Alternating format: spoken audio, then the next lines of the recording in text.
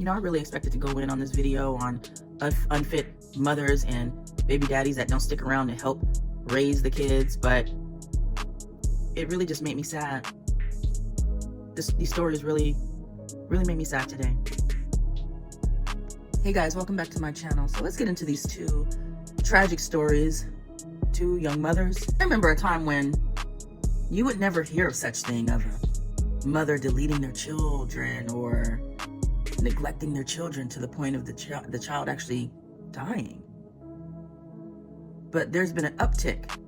The very first story I remember hearing that shook me to my core was Shannon Brown or Shannon Johnson, the white lady with the 3 kids that she drove into the lake, and then she said a black man stole the car with the kids in it, which we all knew was full of S.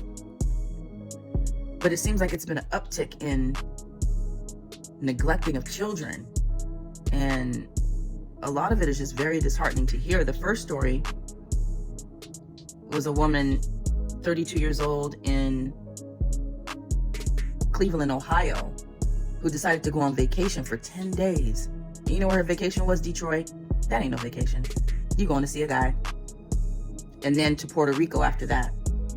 And then when she comes back 10 days later at 8 a.m. in the morning, she discovers her toddler unresponsive. No shit.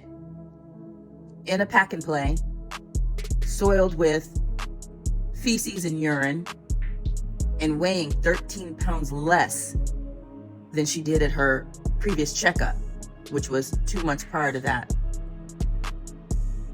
How do you do that? How do you even enjoy being away from your child knowing that they are being neglected? How do you make that conscious decision to say, I'm going to enjoy myself no matter what? My 16-month-old is just going to have to fend for herself. That's tough. That's heartless. And that woman was sentenced to life without possibility of parole. Praise God for justice. The second mother, a heroin addict, you can see it in her mugshot. She looks a hot damn mess.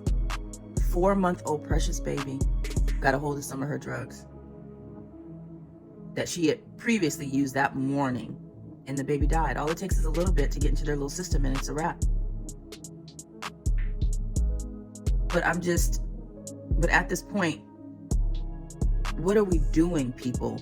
Do we value life or no? I don't think we value life. There are forms of birth control, but people would rather forego the birth control, forego condoms. For what? I know it feels good. I was there before. I've been there, done that. Oh, it just feels so good without a condom. It is a great feeling. But it wasn't just intended for your pleasure. Everything that goes into having intercourse is about creating life. It's not just for just pleasure. I think a lot of people forget that. So if you're out there and you're having sex, at least use protection. Otherwise, you'll have to make some tough decisions in your life. And more oftentimes than not, you're not ready to have a kid. More oftentimes than not, you're not ready for what comes after having unprotected sex. A lot of babies out here are accident babies. And when that happens, your whole life is flipped upside down. You have to start mentally preparing because you didn't plan to have a baby. The National Institute of Health says that conception is most likely to occur in the first month of trying at about a 30% conception rate. In the first month. That number seems kind of low because I hear about a lot of one-night stand babies. So to hear 30% conception rate, that sounds kind of low. I have a feeling it might be higher, but maybe not.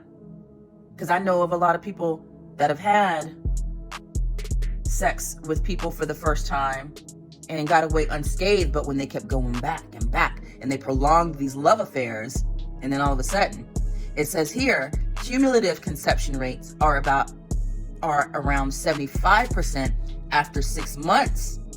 So after 6 months of dating and having all the sexual fun and freedom you want, there's a 75% chance that she's going to get pregnant. And after a year, 90% after a year, and then 95% at 2 years. So just imagine consecutively having intercourse with somebody, and you thinking all is good because in the first 6 months, nothing, then all of a sudden, bam, she's pregnant. Or you've been messing with her for a whole year, or you've been screwing him for a whole year, and then all of a sudden, bam, you show up pregnant.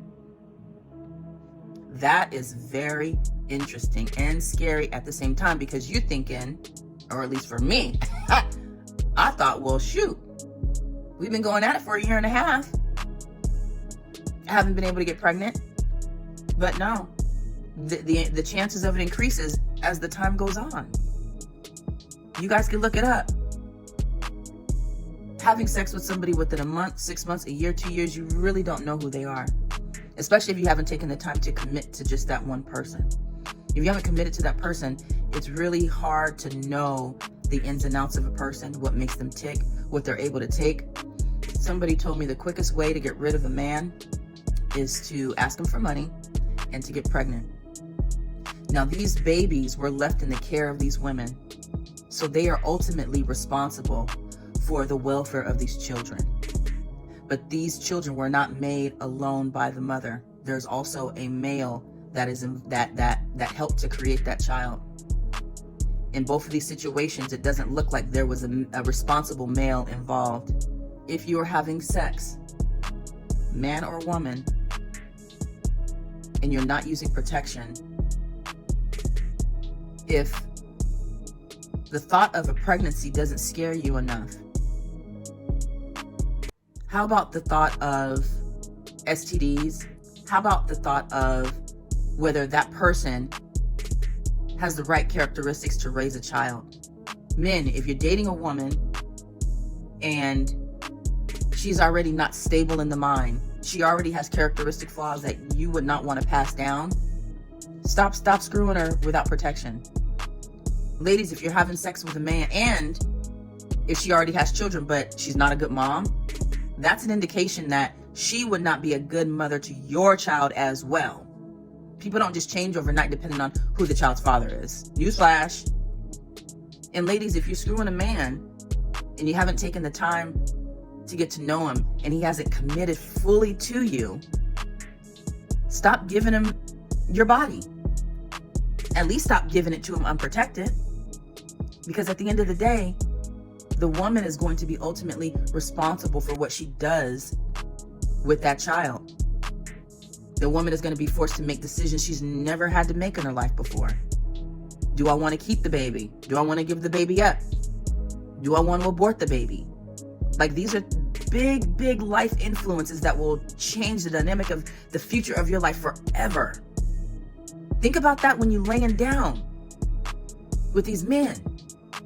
I just want to feel it one time. I just want to put the tip in. I just want to... You know, that 3 minutes of pumping and dumping, it's not worth the rest of your life. If you're not ready to be a mother and you still got stuff in you that you want to do, like go on vacations to Detroit, like this dummy, having unprotected sex is probably not a good idea.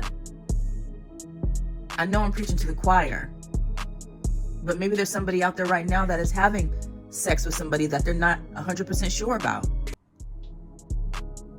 Nothing is ever 100%, right? There's always lacking in something. But when it comes to your future, you need to be 100% sure that you're engaging in sex with somebody that you can see yourself with long term. Forever. Really. At least for the next 18 years. If you can't, maybe you shouldn't be having sex with that person. If anything, at least strap up. Strap up. Make sure she's on birth control. Ladies, make sure you're on birth control just to protect yourself. It's not worth it. Anyways, I'm done ranting and raving. If you guys like this video,